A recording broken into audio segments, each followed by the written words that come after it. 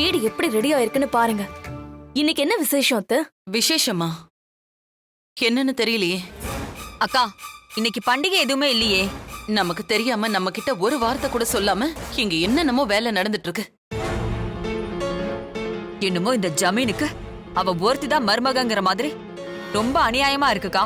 இந்த லட்சணத்துல அந்த சத்யாவும் துர்காவும் என்னவோ கூட பிறந்த அக்கா தங்கச்சி மாதிரி அவங்க பண்ற அலும்பு தாங்க முடியல. அக்கா, நம்ம இங்கே நின்னு பேசிட்டு இருந்தா எப்படி? வாங்க, துர்கா கிட்டே என்னன்னு கேட்கலாம். துர்கா, நான் சமையல் ஆச்சான்னு போய் பாக்குறேன். நீங்க பாரு.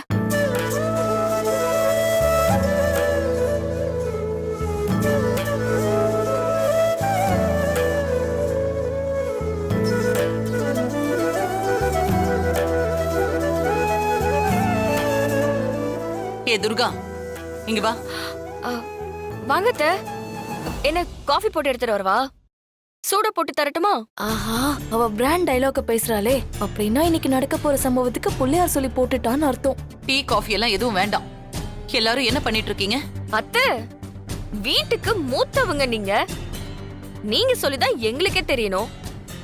இங்க என்ன நடக்குதுன்னு என்கிட்ட வந்து கேக்குறீங்க.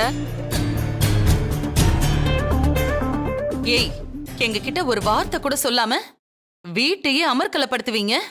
என்னன்னு கேட்டா மூத்தவங்கன்னு அளந்து விடுவியா? இங்க என்ன நடக்குது அத சொல்லு. அத்தை, எல்லாம் தெரியும்.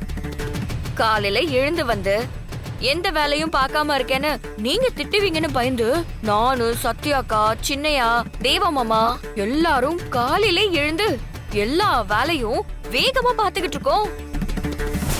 நீங்க என்னடானா இன்னைக்கு என்ன விசேஷம்னு என்கிட்ட வந்து கேட்டுட்டு இருக்கீங்க. ஏய், இந்த விளக்கெல்லாம் உன்னை கேட்டாங்களா?